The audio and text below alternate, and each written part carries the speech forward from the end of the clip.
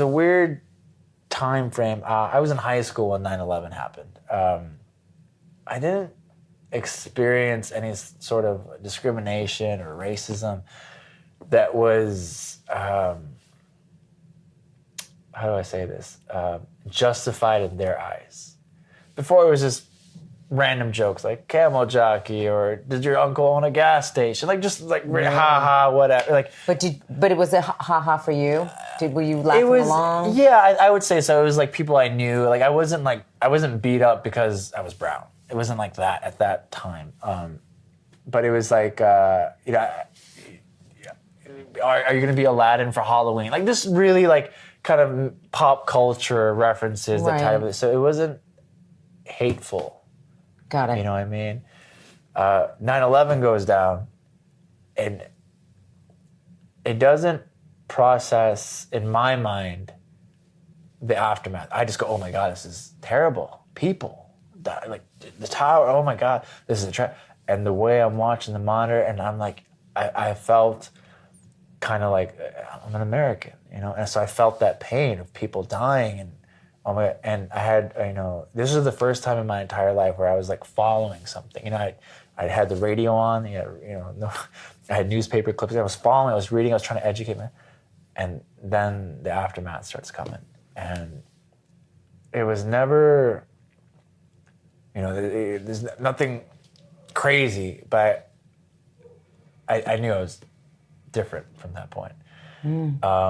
Because high schools, were being encouraged to talk about it. Yeah. And, I'd be sitting third, fourth row and someone behind me, the teacher's like, it's an open forum. People should be able to talk about their emotions. And some guy's like, I think we should go over there and kill them all. Wow. Man, and we're like, I'm 16 at the time. And I went to a school that didn't have a lot of Muslims in it. There was, I think, like 6 total. So we all knew each other, obviously, Yeah. And I felt bad because one of the girls wore a scarf. So I not to sound like a hero, but put it upon myself to like walk with her. It was nothing was spoken. I was like, hey, I'm gonna walk you to class. No one messes with you. I just felt like that's like my sister. Like, and we're not really that close at all. I don't even talk to this person anymore. But I would just walk with her. Right. Just at least till I get you that class where there's a teacher there. At least I kind of know you're safe in the hallways. And my brother was very, very popular. So I have 2 older brothers. One was in college at the time, but my other brother, he's super popular. Like, the guys loved him, the girls loved him. He was just the guy. And it even hit him in a weird way because even though he's ultra popular, I was kind of like the weird kid. I had like super long hair. No one talked to me. Like, I was more of an introvert, but like no one picked on me either. People just kind of left me be. Like I would get invited to parties and stuff, but I just didn't go because I was a weird kid. But when stuff did start happening and comments were made, it was always directed at Muslims, but not at me, but it was in my presence. You know what I mean? Right. So like no one was grabbing me by the throat, shoving me in the locker, like go back to wherever you can. That didn't happen. But I definitely felt people's anger in what they were saying. And sometimes they would say these stuff and then look in my direction. Wow. And I was, yeah. Could you understand it though? Yeah, that's what I'm saying. That's why I was kind of hesitant to use the word, but I said it was justified in quotes and hates because I always feel, ever since a young age, I've had this ability to always jump out of my shoes and look at life through your shoes. I always, instead of going like, if Lilian got really mad at me, I go like, what did I do to get her? That's amazing. You know what I mean? Like amazing. I've always seen that, and I go, if I didn't know any better, and all of the media and my parents, everyone was telling me that these people did it and they're monsters, can you blame them? Right. Because there's no representation in the media or in society to tell them otherwise. Like, everyone's like, if you're a Muslim, you should speak up against terrorism. Isn't that like a given? Like, everyone who's normal that values life is against terrorism. Like, that should be. So, and then you're putting this pressure on a 16-year-old kid to stand up in his high school in front of us. Hey, that's... I was 16, so I kind of kept it to myself. And, it was just a very weird time of kind of like being there and watching it all and knowing, I knew it. I knew people had a problem with me, but it was never physical. Mm-hmm. But yeah, it carried over into wrestling as well. at the same time, I was 16. I started my independent wrestling career, and I got trained. And every single person involved in the Chicago independent scene said, "You got to be a bad guy. You're Muslim. We're gonna make money. We're gonna call you Sheikh Abdullah something, and you're gonna wear a turban." I was so terrified of pushing that bias agenda that I refused to do it. I put on a mask and tried to pass myself off as a luchador. So I was like, I want to be a Hispanic character. And I literally wore a mask for the first 6 years of my career because I didn't want anyone to know that I was Muslim or where I'm from. So I had to hide my identity. And it kind of sucks to say that because it kind of sounds like the coward's way out a little bit. You know? Guess what? I understand that. It's justified. I get it. Yeah. I wouldn't have blamed you for that. Absolutely. Yeah, it was weird. How did that make you, though, feel inside? And what was the moment that you said, no more mask? Again, a weird time.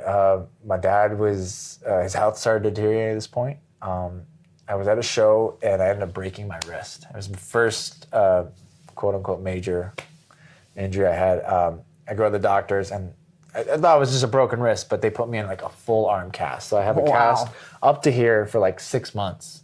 Oh my God. And like I said, I had super long hair and I got annoyed about not being able to cut it. So I eventually cut my hair and then, I started growing the goatee and and everyone's telling me, like, you've been wrestling for what, 5-6 years and you've never got a flight and you're not, you're this good wrestler. Dude, just try this character. And I took the bait. I hate to say it. I came to the point where I was so frustrated about not, you always hear about character, personality. Yeah. I didn't know who I was. I was like, you know what, screw it. I'll do it tastefully. Oh man, the fire, I had the turban, I'm coming out, cutting promos in foreign languages, America this, America that, and it worked. People loved it. I started, my bookings like quadrupled, I started getting flown out places, I started getting on radars, WWE heard about me for the first time. It was like all because of this character. And all I had to do was come out and say something offensive about America and I was the #1 bad guy on the show. I hated it. Hated every single moment of it. A camera crew was following me around one time, and I told them, I was like, I can literally go in that ring and say anything as long as it's in a language that people don't understand. They're gonna boo me. In my language, my native language is Urdu.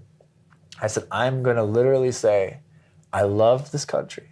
I love you people. Thank you for coming out to the show. I give my heart to you. Something really cheesy. That's what you said? I'm going to say that, but I'm going to say it in Urdu. Yeah. And watch what happens. So I went out there in the ring, and I go, I'm talking.